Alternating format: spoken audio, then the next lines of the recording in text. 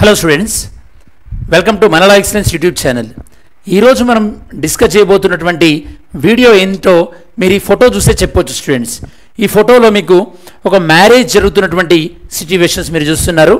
మరి ఈరోజు వీడియోలో మనం ఒక మ్యారేజ్ గురించి డిస్కస్ చేయబోతున్నాం. మరి ఆ మ్యారేజ్ గురించినటువంటి ఆ చట్టం ఏంటి, అలానే ఆ చట్టాన్ని ఏ సందర్భంలో తీసుకున్నాము, ఆ యొక్క చట్టానికి సంబంధించి సుప్రీంకోర్టులో ఎందుకు కేసు ఫైల్ చేశారు, దానికి సుప్రీంకోర్టు ఏం చెప్పింది, ఇవన్నీ కూడా మనం డిస్కస్ చేయబోతున్నాం. సో మరి ఈరోజు వీడియోలో మనం డిస్కస్ చేయబోతున్నటువంటి టాపిక్ ఏంటంటే ఈ యొక్క స్పెషల్ మ్యారేజ్ యాక్ట్. ఏంటి స్పెషల్ మ్యారేజ్ యాక్ట్ ఒకసారి చూద్దాం స్టూడెంట్స్. మనకి ప్రత్యేక వివాహ చట్టం అంటారు 1954. మన భారతదేశంలో ఈ యొక్క మ్యారేజ్ లేదా డైవోర్స్ లేదా ప్రాపర్టీ సక్సెషన్, దాంతోపాటు అడాప్షన్ కానీ మెయింటెనెన్స్ కానీ వీటన్నింటిని కూడా పర్సనల్ లాస్ అని అంటారు అన్నమాట. సో ఈ టాపిక్ మనకి ఏంటంటే ఈ యొక్క special marriage act, special marriage act, దీని గురించి ఇప్పుడు మనం డిస్కస్ చేయబోతున్నాం. Special marriage act 1954. Okay, so దీన్ని మనం ప్రత్యేక వివాహ చట్టం అంటారు అనమాట. నేను మీకు ఇందాక చెప్పినట్టు మ్యారేజ్, ఓకే, దాంతోపాటు డైవర్స్, మ్యారేజ్ అండ్ డైవర్స్, దాంతోపాటు అడాప్షన్ అంటే దత్తత తీసుకోవడం, అండ్ మ్యారేజ్ తర్వాత వైఫ్కి మెయింటెనెన్స్ ఏదైతే ఉంటుందో ఆ మెయింటెనెన్స్ విషయంలో, అలానే మైనారిటీ అంటే ఈ యొక్క 18 years రాని వాళ్ళని మైనారిటీ అంటాం కదా, వాళ్ళకి సంబంధించినటువంటి గార్డియన్షిప్ ఏదైతే ఉంటుందో అంటే సంరక్షణ ఏదైతే ఉంటుందో, అలానే మనం ప్రాపర్టీ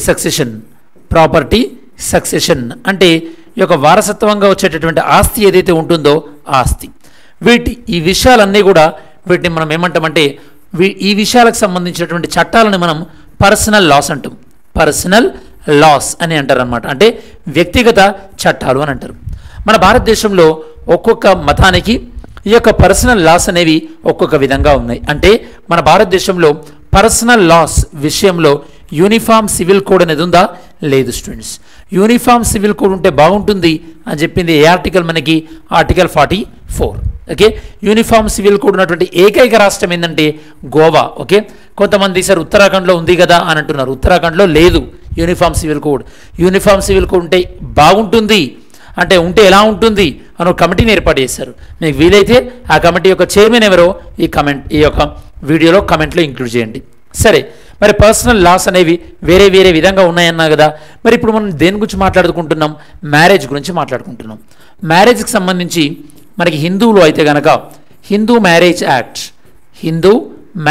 యాక్ట్, ఈ యొక్క హిందూ వివాహ చట్టాన్ని మనం 1955లో చేసుకోవడం జరిగింది స్టూడెంట్స్. అలానే ఈ యొక్క స్పెషల్ మ్యారేజ్ యాక్ట్ ఏదైతే ఉందో, స్పెషల్ మ్యారేజ్ యాక్ట్ ప్రత్యేక వివాహ చట్టం, దీన్ని 1954లో చేయడం జరిగింది. అలానే ముస్లిం మ్యారేజ్ యాక్ట్ని కూడా 1954లోనే చేసుకోవడం జరిగింది. మరి మనం చాలాసార్లు ఇప్పుడు స్పెషల్ మ్యారేజ్ యాక్ట్, ప్రత్యేక వివాహ చట్టం అని చాలాసార్లు అంటున్నాం. అసలు ఈ యొక్క ప్రత్యేక వివాహ చట్టం ఎవరికి వర్తిస్తుంది? ఈ ప్రత్యేక వివాహ చట్టం ఎవరికైనా వర్తిస్తుంది స్టూడెంట్స్. ఎవరైతే కనుక ఆచార వ్యవహారాలను పాటించకుండా కేవలం రిజిస్ట్రేషన్ ద్వారా, అంటే ఈ యొక్క భార్యాభర్తల మధ్యలో ఒక కాంట్రాక్ట్ అనమాట, అంటే ఒక ఒప్పందం లాగా ఈ చట్టం అనేది వివాహాన్ని జరిపిస్తుంది. అంటే ఈ యొక్క భర్త భార్యకి ఈ మ్యారేజ్ ద్వారా నేను ఏమేమి ఇవ్వబోతున్నాను, భార్య కూడా ఈ యొక్క మ్యారేజ్ ద్వారా నేను ఏమేమి ఇవ్వబోతున్నాను, ఇలా భార్యాభర్తల మధ్యలో ఉండేటటువంటి ఒక సివిల్ కాంట్రాక్ట్ని మనం ఈ యొక్క స్పెషల్ మ్యారేజ్ యాక్ట్ ప్రకారం మ్యారేజ్గా పరిగణిస్తాం. ఇది హిందువులు చేసుకోవచ్చా స్పెషల్ మ్యారేజ్ యాక్ట్ ప్రకారం అంటే? ఖచ్చితంగా చేసుకోవచ్చు, ఎవరైనా చేసుకోవచ్చు స్టూడెంట్స్. జనరల్గా దీన్ని మనం స్పెషల్ మ్యారేజ్ యాక్ట్ని ఇంటర్ క్యాస్ట్, హిందూ రిలీజియన్లో కూడా ఇంటర్ క్యాస్ట్ వాళ్ళు ఈ యొక్క స్పెషల్ మ్యారేజ్ యాక్ట్ను చేసుకోవచ్చు స్టూడెంట్స్. అలానే ఈ యొక్క ఇంటర్ రిలీజియన్ ఏదైతే ఉంటుందో ఈ యొక్క ఇంటర్ రిలీజియన్ వాళ్ళు కూడా చేసుకోవచ్చు. దాంతోపాటు ఇండియన్స్ ఎవరైతే అబ్రాడ్లో ఉంటారో వాళ్ళు కూడా ఈ చట్టం ప్రకారం వివాహం అనేది చేసుకోవచ్చు. ఓకే, మరి దీనికి సంబంధించినటువంటి మనం అప్డేట్ చూసినట్టయితే కనుక మరి యొక్క స్పెషల్ మ్యారేజ్ యాక్ట్లో మనం స్పెషల్ మ్యారేజ్ యాక్ట్ ఏదైతే ఉంటుందో ఈ చట్టంలో కొన్ని ప్రొవిజన్స్ ఉన్నాయి అన్నమాట, అంటే కొన్ని సెక్షన్స్ ఉన్నాయి. అందులో ఒకానొక సెక్షన్ ఏం చెప్తుందంటే కనుక సెక్షన్ 5 ఇది ఏం చెప్తుందంటే ఎవరైనా సరే ఈ యొక్క మేల్ అండ్ ఫీమేల్ వీళ్ళు ఎవరైతే ఈ యొక్క స్పెషల్ మ్యారేజ్ యాక్ట్ ప్రకారం వివాహం చేసుకోవాలనుకుంటున్నారో, అంటే మ్యారేజ్ చేసుకోవాలనుకుంటున్నారో వాళ్ళు ఆ సంబంధిత ఉన్నటువంటి మ్యారేజ్ రిజిస్ట్రేషన్ ఆఫీసర్ ఉంటారు కదా, ఈ యొక్క మ్యారేజ్ రిజిస్ట్రేషన్ ఆఫీసర్ ఎవరైతే ఉంటారో ఆ ఆఫీసర్కి కనీసం ఎన్ని రోజుల ముందు చెప్పాలట, 30 రోజులు 30 డేస్ ముందు చెప్పాలి అని చెప్పేట ఒక రూల్ ఉందన్నమాట. ఈ రూల్ని వీళ్ళు ఛాలెంజ్ చేశారు కోర్టులో, సుప్రీంకోర్టులో ఛాలెంజ్ చేశారు. సుప్రీంకోర్టు ఏం చేసిందంటే ఈ యొక్క రిట్ పిటిషన్ వేశారనమాట వీళ్ళు. రిట్ పిటిషన్ అంటే మన యొక్క ఫండమెంటల్ రైట్స్ వైలేట్ అయినప్పుడు మనం రిట్ పిటిషన్ ఇస్తాం. కాకపోతే సుప్రీంకోర్టు ఏం చేసిందంటే ఈ రిట్ పిటిషన్ని కొట్టివేయడం జరిగింది, అంటే క్వాష్ చేసింది. ఎందుకు క్వాష్ చేసింది? ఎందుకంటే మీరు వేసినటువంటి పిటిషన్లో అది రాజ్యాంగబద్ధంగా రైటా రాంగా అన్నది మేము డిసైడ్ చేస్తే అది కేవలం మీకు మాత్రమే వర్తిస్తుంది. ఓకే, ఇది మీరు పబ్లిక్ ఇంట్రెస్ట్ లిటిగేషన్ ఫైల్ చేయలేదు కదా అన్నారు. అప్పుడు ఈ కేసు ఫైల్ చేసిన వాళ్ళు, అంటే వీళ్ళని ఏమంటామంటే లిటిగెంట్స్ అంటారు. అంటే కేసు ఫైల్ చేసిన వాళ్ళు ఏమన్నారంటే ఈ యొక్క ఇలాంటి స్పెషల్ మ్యారేజ్ యాక్ట్ వల్ల నేను కూడా సఫర్ అయ్యాను అని అన్నారు అనమాట. అంటే ఇది మీకు సంబంధించింది, ఇది పబ్లిక్ ఇంట్రెస్ట్ లిటిగేషన్ కాదు అన్నటువంటి టెక్నికల్ గ్రౌండ్ పైన దీన్ని కొట్టివేయడం జరిగింది. ఆల్రెడీ ఈ ఇష్యూని సుప్రీంకోర్టు వేరే కేసులో కూడా టేకప్ చేసి సుప్రీంకోర్టు ప్రభుత్వం యొక్క నిర్ణయం కోసం వెయిట్ చేస్తుంది అనమాట. అంటే సుప్రీంకోర్టు ఇప్పుడు పిటిషన్ టెక్నికాలిటీ ప్రకారం సుప్రీంకోర్టు దీన్ని స్ట్రక్ డౌన్ చేయడం జరిగింది, కానీ ఇది ఈ యొక్క సెక్షన్స్ కరెక్టేనా కాదా అన్న విషయం పైన సుప్రీంకోర్టు కమెంట్ చేయలేదు. మరి దీనికి సంబంధించి మరి వివిధ సెక్షన్స్ ఏం చెప్తున్నాయి ఒకసారి మనం చెక్ చేద్దాం స్టూడెంట్స్. మరి ఇది మనకి న్యూస్లో ఎందుకు ఉందో అని మీకు చెప్పాను. అలానే స్పెషల్ మ్యారేజ్ యాక్ట్ గురించి అంటే ఈ యొక్క బ్రీఫ్ ఇంట్రడక్షన్ కూడా ఇవ్వడం జరిగింది. మరి స్పెషల్ మ్యారేజ్ యాక్ట్లో ఈ యొక్క కీ ప్రొవిజన్స్ ఏమేమి ఉన్నాయి, అలానే ఇంటర్ఫెయిత్ మ్యారేజ్ అంటే ఈ యొక్క మతాంతర వివాహం ఏదైతే ఉందో అది మన భారతదేశంలో ఖచ్చితంగా స్పెషల్ మ్యారేజ్ యాక్ట్ ప్రకారమే జరగాలి. అలా స్పెషల్ మ్యారేజ్ యాక్ట్ ప్రకారం 30 రోజుల ముందు ఖచ్చితంగా నోటీస్ ఇవ్వాలంటే ఏం జరుగుతుంది? వీళ్ళు పోయి ఒక మ్యారేజ్ ఆఫీసర్కి వెళ్ళి ఒక 30 రోజుల ముందు చెప్తారు ఏమని, మేము మ్యారేజ్ చేసుకోవాలనుకుంటున్నామని చెప్పేసి. అప్పుడు ఈ యొక్క registration office, marriage registration office వాళ్ళు ఏం చేస్తారు, ఈ యొక్క ఆఫీస్లో వాళ్ళొక నోటీస్ పెడతారు అనమాట. అలానే కొన్ని స్టేట్లలో పేపర్ నోటీస్ కూడా ఇవ్వాలంటున్నారు. దీనివల్ల ఏమవుతుంది, ఆ నోటీస్లో ఎవరి పేర్లు అయితే ఉన్నాయో వాళ్ళు ఆ యొక్క డీటెయిల్స్ అనేవి ఫేస్బుక్లో సర్క్యులేట్ అవ్వడం కానీ వాట్సాప్లో సర్క్యులేట్ అవ్వడం కానీ వాళ్ళని టార్గెట్ చేస్తామని, ఓకే, ఒకవేళ పేరెంట్స్కి తెలియకుండా వీళ్ళు పెళ్లి చేసుకుంటున్నట్టయితే కనుక పేరెంట్స్కి చెప్తామని బెదిరించడం, ఇలాంటివి చాలా జరుగుతున్నాయి. వీటి వల్ల ఈ యొక్క మతాంతర వివాహాలు ఏవైతే ఉన్నాయో వాళ్ళపైన దాడులు కూడా జరుగుతున్నాయి. మరి ఈ సందర్భంలో దీనికి సంబంధించినటువంటి యాక్ట్ అసలు ఇది ఎందుకు తీసుకొచ్చారు ఏంటి అన్నటువంటివి కూడా మనం డిస్కస్ చేద్దాం స్టూడెంట్స్. ఓకే, మరి మనకి ఇది ఎగ్జామినేషన్ పాయింట్ ఆఫ్ వ్యూలో జిఎస్ పేపర్ 2కి సంబంధించినటువంటి టాపిక్. మరి ఇది న్యూస్లో ఎందుకు ఉంది, సుప్రీంకోర్టు ఈ యొక్క స్పెషల్ మ్యారేజ్ యాక్ట్లో 1954లో ఏవైతే కొన్ని సెక్షన్స్ ఉన్నాయో వాటిని ఛాలెంజ్ చేస్తూ ఈ యొక్క కోర్టులో ఫైల్ అయినటువంటి ఈ యొక్క పిటిషన్ని సుప్రీంకోర్టు కొట్టివేయడం జరిగింది. ఈ పిటిషన్లో ప్రధానంగా దేన్ని సవాల్ చేశారు వీళ్ళు, దేన్ని ఛాలెంజ్ చేశారు, ఈ యొక్క స్పెషల్ మ్యారేజ్ యాక్ట్కి 30 డేస్ ఏదైతే నోటీస్ పీరియడ్ అవసరం ఉందో దాన్ని వీళ్ళు కోర్టులో ఛాలెంజ్ చేయడం జరిగింది. బాగా గుర్తుపెట్టుకోండి, సుప్రీంకోర్టు ఈ సెక్షన్స్ కాన్స్టిట్యూషనల్గా రైటా రాంగా అని చెప్పలేదు. ఈ పిటిషన్ అనేది టెక్నికల్గా వ్యాలిడా కాదా అని మాత్రమే చెప్పడం జరిగింది. మరి మ్యారేజ్కి సంబంధించి హిందూ మ్యారేజ్ యాక్ట్ అయితే 1955, ముస్లిం మ్యారేజ్ యాక్ట్ అయితే 1954, అలానే స్పెషల్ మ్యారేజ్ యాక్ట్ అయితే కనుక 1954. వీటి గురించి నేను మీకు ఆల్రెడీ చెప్పడం జరిగింది. నెక్స్ట్ స్పెషల్ మ్యారేజ్ యాక్ట్ 1954, దీన్ని మనం హిస్టారికల్ బ్యాక్గ్రౌండ్ చూస్తే కనుక దీన్ని ఫస్ట్ టైం 1872లో ప్రతిపాదించడం జరిగింది స్టూడెంట్స్. ఎవరు ప్రతిపాదించారు అప్పట్లో?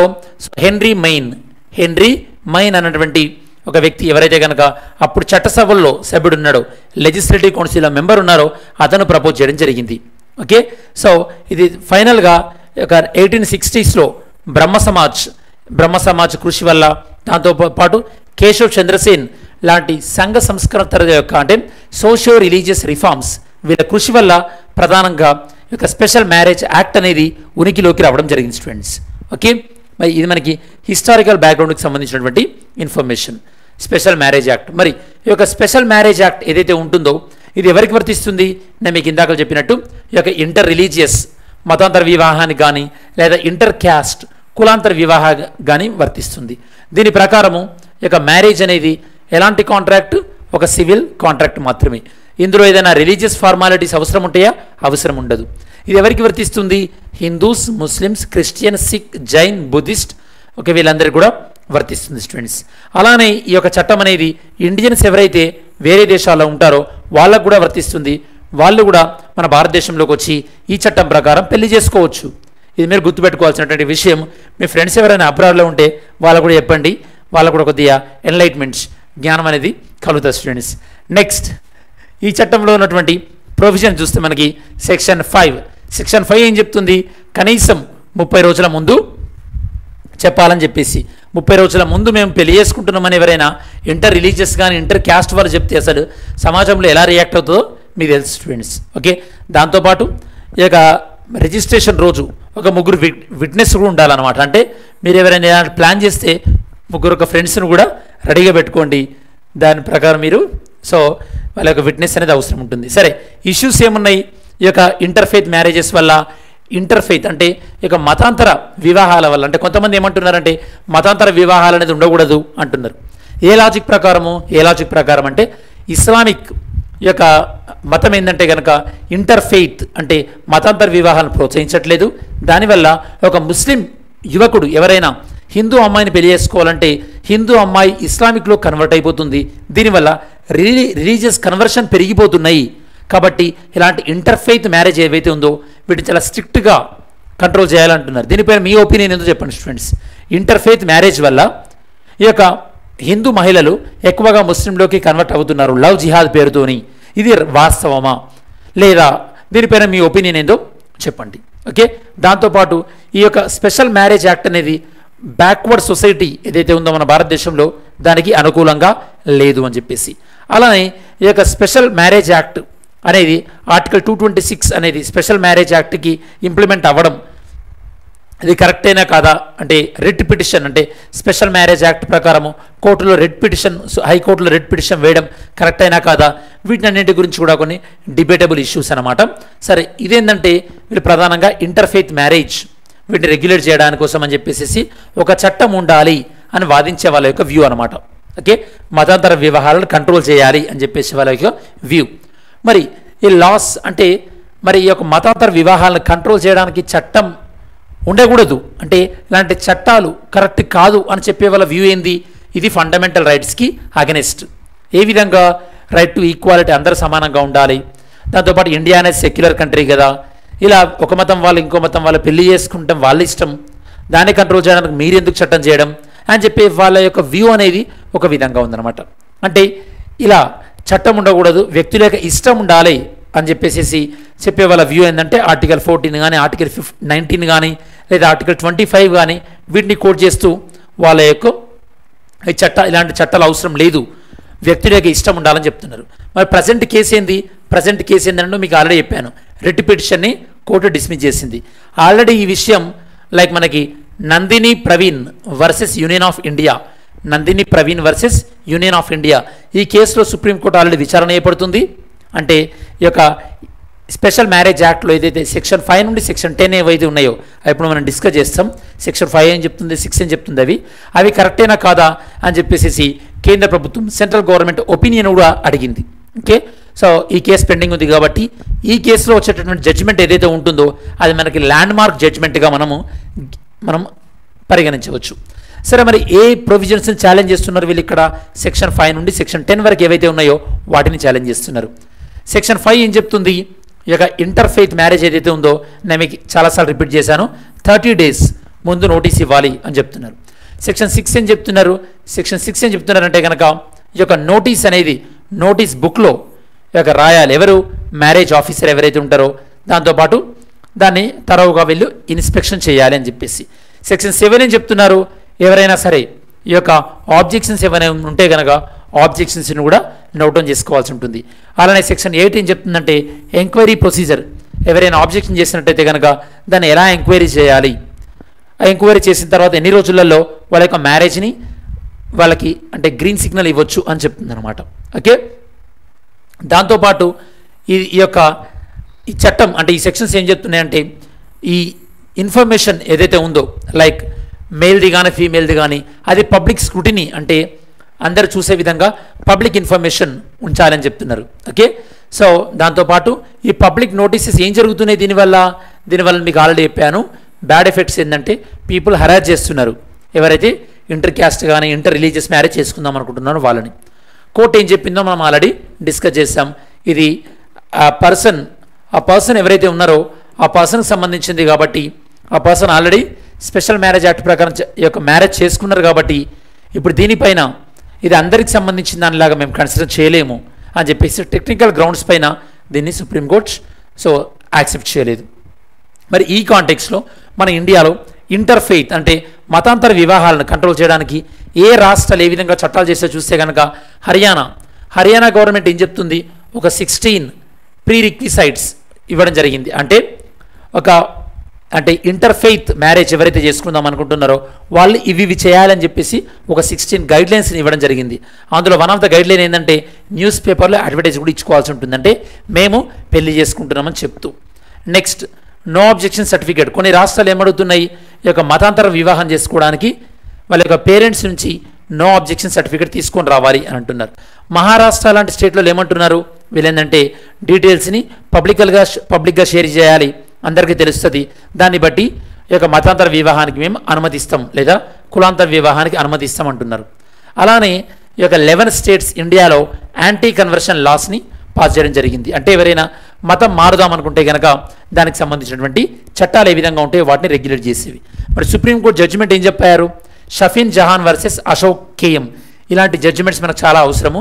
మనం రేపు మెయిన్స్లో ఆన్సర్ రాసేటప్పుడు సుప్రీంకోర్టు ఏం చెప్పిందంటే రైట్ టు మ్యారేజ్ అనేది ఒక వ్యక్తి యొక్క రైట్ టు లైఫ్ ఆర్టికల్ 21లో ఒక భాగం అని చెప్పారు. అలానే KS Puttaswamy versus union of India, ఇందులో right of choice of a family life, ఒక వ్యక్తి ఎవరితో ఉండాలి, ఎవరితో తన కుటుంబాన్ని ఏర్పాటు చేసుకోవాలి, ఎవరిని జీవిత భాగస్వామిగా ఎంచుకోవాలి అనేది ఆ వ్యక్తి యొక్క ఫండమెంటల్ రైట్లో భాగం అని సుప్రీంకోర్టు పేర్కొనడం జరిగింది స్టూడెంట్స్. ఇవి ప్రధానంగా. నెక్స్ట్ నిన్నటి వీడియోలో అంటే ఈ యొక్క మనకి మిఖేల్ గోర్బచేవ్ గురించి నేను చెప్పాను కదా, అందులో క్వశ్చన్ అడగడం జరిగింది. ఏమని, the event that took place in 1961, ఒక 3 ఈవెంట్స్ చెప్పి అందులో 1961లో జరిగింది ఏంటి అని మిమ్మల్ని అడిగాను. దానికి ఆన్సర్ ఏంటంటే construction of Berlin wall, Berlin గోడ ఎప్పుడైతే కట్టారో అది 1961. మరి ఈరోజు వీడియోలో మనకి క్వశ్చన్ ఏంటో చూద్దాం. With reference to the special marriage act consider the following statement. Special marriage యాక్ట్కి సంబంధించి ఈ క్రింది స్టేట్మెంట్స్ని మీరు కన్సిడర్ చేయండి. First statement, it allows the solemnization of marriage without going through the any religious customs. అంటే ఎలాంటి సాంప్రదాయాలు లేకుండా ఈ చట్టం ద్వారా పెళ్లి చేసుకోవచ్చు. Okay, the primary purpose of this act was to address the inter religious marriage. ప్రధానంగా ఈ యొక్క మతాంతర వివాహాలు ఏవైతే ఉంటాయో వాటిని అడ్రస్ చేయడానికి కోసమని ఈ చట్టం తీసుకొచ్చారు అంటున్నారు. సరే, మరి ఇందులో రైట్ ఆన్సర్ ఏందో మీరు కమెంట్ చేయండి. Next, critically analyze the provisions of the special marriage act. Special marriage act 1954కి సంబంధించినటువంటి ఈ యొక్క విషయాలు ఏవైతే ఉన్నాయో, ఫీచర్స్ ఏవైతే ఉన్నాయో, అంశాలు ఏవైతే ఉన్నాయో వాటిని విశ్లేషించండి అని క్వశ్చన్ అడుగుతున్నారు స్టూడెంట్స్. జనరల్గా మీరు క్వశ్చన్కి ఆన్సర్ రాసినప్పుడు ఆన్సర్ని ఎవాల్యుయేట్ చేసి నేను మీకు టెలిగ్రామ్ గ్రూప్లో రివ్యూ ఇస్తున్నాను బెస్ట్ ఆన్సర్ని. సో మా టెలిగ్రామ్ గ్రూప్లో జాయిన్ అవ్వనట్టయితే కనుక టెలిగ్రామ్ గ్రూప్ మీరు చెక్ చేయొచ్చు. ఈ వీడియో డిస్క్రిప్షన్లో మీకు టెలిగ్రామ్ గ్రూప్ లింక్ అనేది ఉంటుంది స్టూడెంట్స్.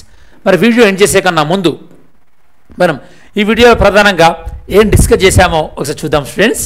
స్పెషల్ మ్యారేజ్ యాక్ట్, మనకి పర్సనల్ లాస్ ఏవేవి ఉన్నాయి, అలానే హిందూ మ్యారేజ్ యాక్ట్ ఎప్పుడు తీసుకొచ్చాం, స్పెషల్ మ్యారేజ్ ఎప్పుడు తీసుకొచ్చాం, అలానే ముస్లిం మ్యారేజ్ యాక్ట్ ఎప్పుడు తీసుకొచ్చాం మనం డిస్కస్ చేసాం. దాంతోపాటు యూనిఫామ్ సివిల్ కోడ్ మన భారతదేశంలో ఉందా అంటే లేదు.